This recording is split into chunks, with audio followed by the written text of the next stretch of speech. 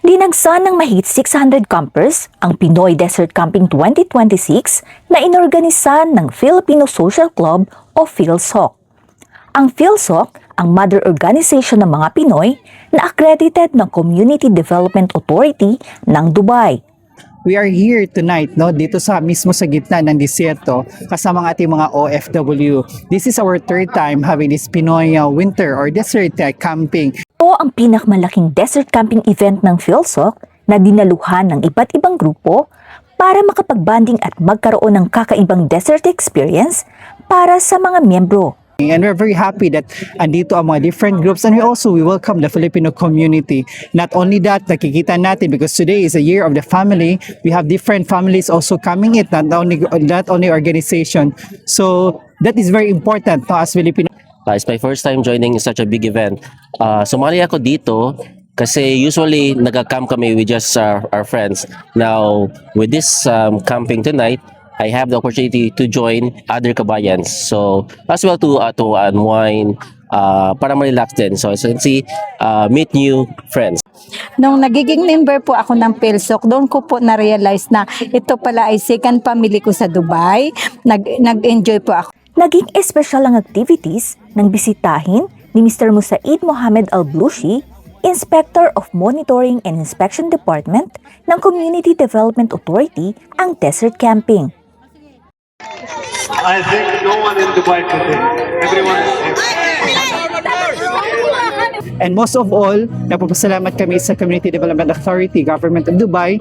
We are graced, by the Community Development Mr. Musaid this year a while ago. Sinamantala rin ng grupo ang pagkakataon na makapagbanding ng pamilya, kasabay ng iba't ibang programa na inihanda para sa camping. Kabayan, ma-meet namin yung mga iba't ibang kabayan dito na nandito sa UAE. At the same time po para mag-enjoy din yung baby namin. So, at least 'di ba, ma-experience niya yung ganito dito sa kahit nasa ibang bansa siya. Bukod sa bonfire, nag-enjoy din ng mga campers sa mga pagkaing Pinoy.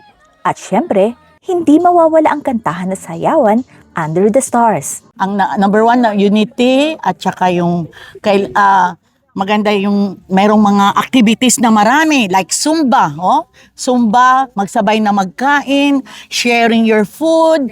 Ang dami talagang activities. Totoo yan.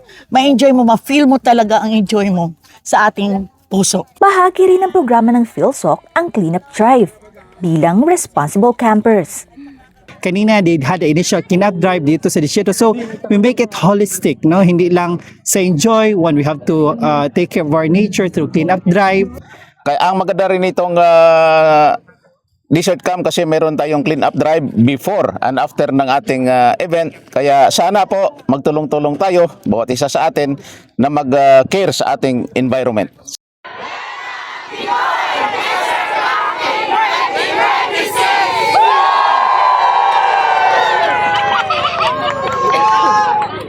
Sa matagumpay na pagtatapos ng Pinoy Desert Camping 2026, naghahanda na ang PhilSoc sa kanilang mga susunod na programa tulad ng maagang paghahanda para sa Kalayaan Day.